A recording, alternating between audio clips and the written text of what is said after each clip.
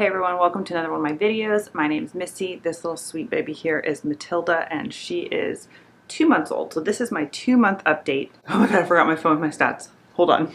Okay, so 2 months old. She is technically 10 weeks, 2 days, but I was waiting to film this till today because yesterday we went to the pediatrician. And if you follow me on Instagram or you watched my 6-week video, you know we had a drop in weight percentile with this little one, which interestingly enough is the exact same trend that my son went on. He was born 9 pounds, 9 pounds 1 ounce, I think, and when we got to the 2-week appointment, he had hit his birth weight again, so the doctor was like, okay, go ahead, let him sleep through the night.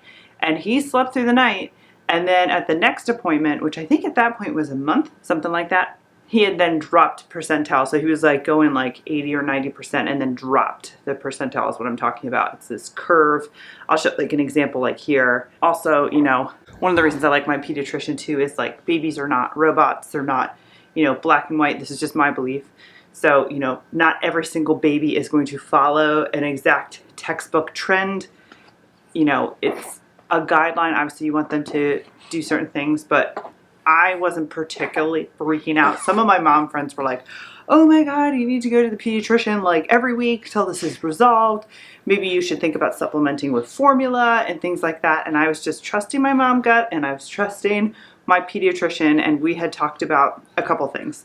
So when she dropped weight percentile, she was obviously sleeping through the night a lot. And don't come at me here in the comments. I just have sleepy babies. I am very, very lucky.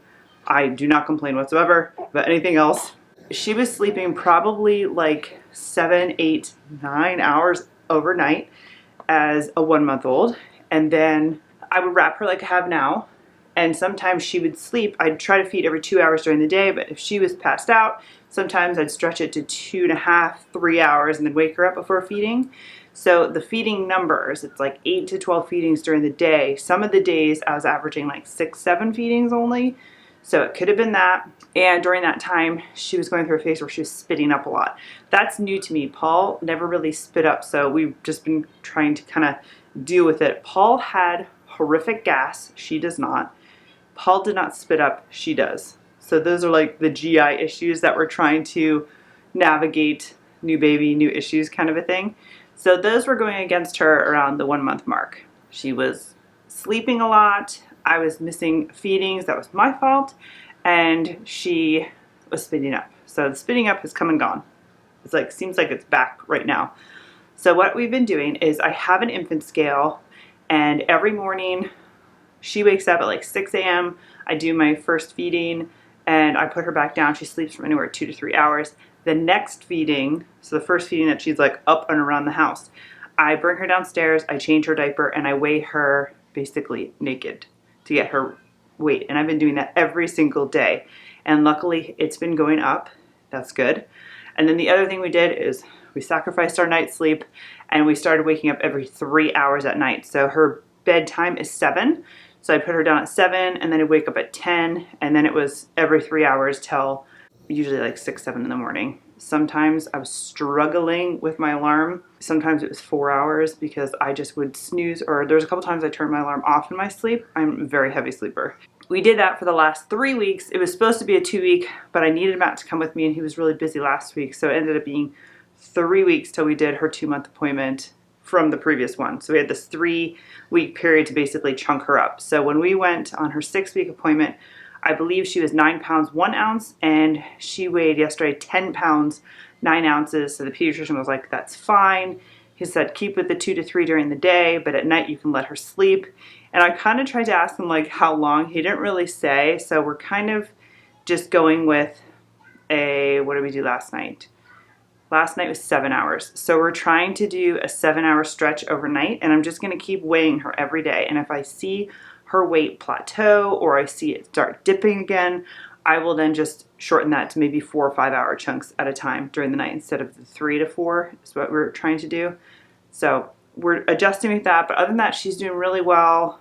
He said he wasn't too worried about her not taking in calories because she grew in length or height for babies. She did get her shots yesterday, so she was a little fussy. That's why I like to bring the wrap with me. I wore it We had the carrier. Matt carried her in the carrier just because it's easy. It just clicks out of the car. Paul was with us too, so it was an event. We took her there. She had her shots and everything, and then I just feed her right in the room. And then after I feed her, just wait a couple seconds to make sure she digests, and I put her right in the wrap because that's where she's snug and she's safe. I know if I put her in the carrier that she'd probably start fussing a little bit.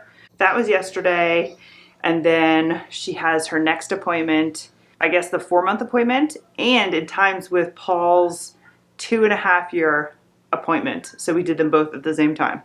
I do not know if that's a good idea or a bad idea.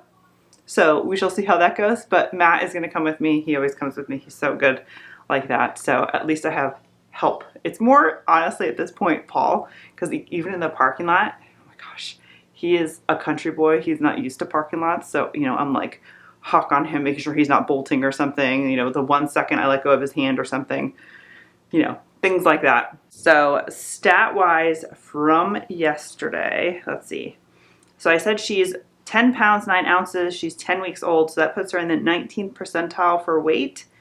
Height or length is 22.25 inches, so that's 24 percentile for her age group. And her head circumference is 38.5 centimeters, which is 44 percentile. Paul was always in like the very high percentiles. Weight did catch up, so maybe she's not cursed with my ginormous, huge head like Paul is, and she'll be like normal. Those are her stats. She's doing really, really well. When she got home last night, she was pretty sleepy, and last night she slept fine. We didn't have to give her any Tylenol. The pediatrician gave us now she can start using Tylenol. Our pediatrician, I know everyone's different, doesn't want ibuprofen till I think 6 months or something. So no ibuprofen at this point, and he gave us the dosing chart for Tylenol if we thought she needed it.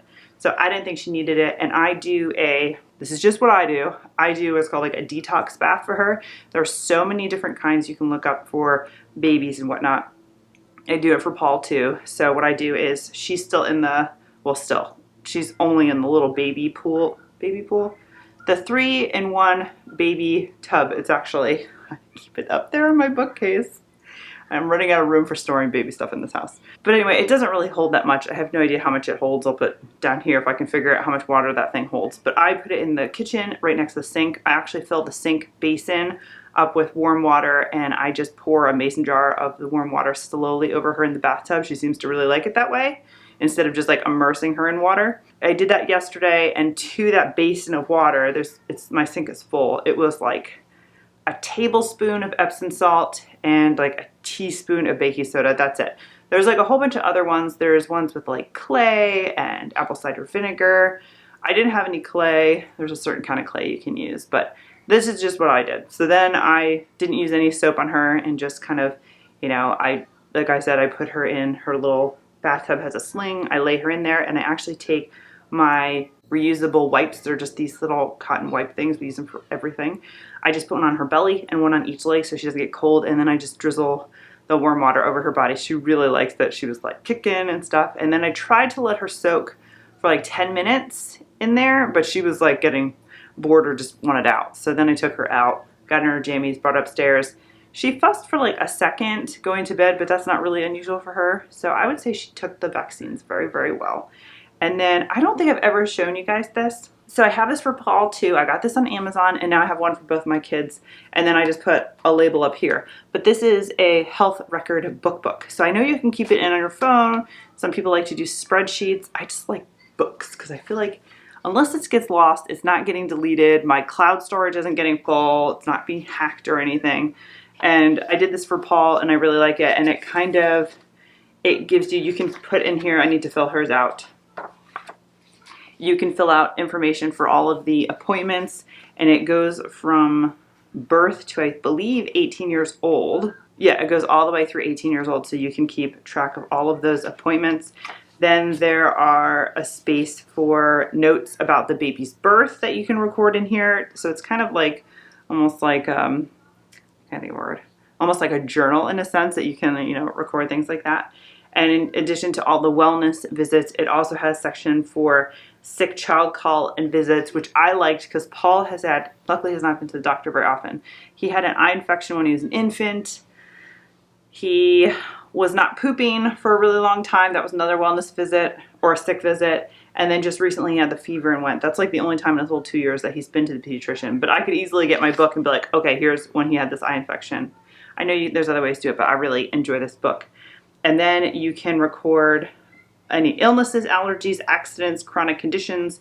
There's an immunization record, which I really like. And you can just record all the shots and when he or she actually got them. It looks kind of like this. I haven't filled hers out, obviously. She just got them yesterday. But it lists it by what the vaccine is for, and then you fill in the date. So it shows you kind of, how many left they have, kind of a thing. And then there's growth charts for both boys and girls for 2 to 20 years old. So you put little dots on here and you can see how they're growing. This is what I was talking about the growth charts, how it's like, this is how they should be growing, but kids are not textbooks, in my worthless opinion. I'm just saying. So what else do I have in here? And then after that, there's dental visits. I have to look up when she goes to the dentist, or Paul, really. They still have baby teeth. And then this. So then there is a chart at the end for dental records, and you can record when the teeth erupt or come in and when they lose them. So I thought this is kind of cool. And there's just a couple pages at the end for notes. And it has this little elastic to keep it shut. I keep this in my office. And I have one for Paul and I have one for Matilda. I just thought it's something really cool that I would share. I do not believe this was very expensive. It says on the back, suggested retail price, $7.95. We'll see what it was with Amazon. I'll link this below if you're interested. So that's everything I have for little baby girl for 2 months. Like I said, her next appointment is 4 months. So I just did a 6-month appointment, but of course I'm taking a bazillion pictures. So here's some pictures from week 7 to week 10.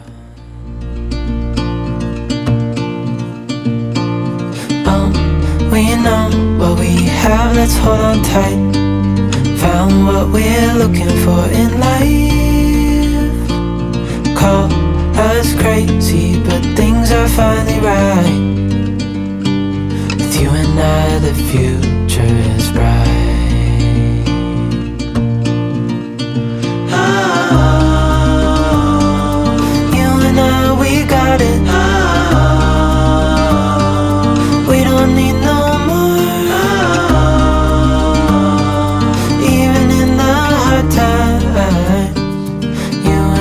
can weather any storm. Before I sleep, hear the crickets, see the moon. Side by side and through. No limit to what we can do. Oh, we know what we have, let's hold on tight. Found what we're looking for in life. Call us crazy, but things are finally right. With you and I, the future is bright.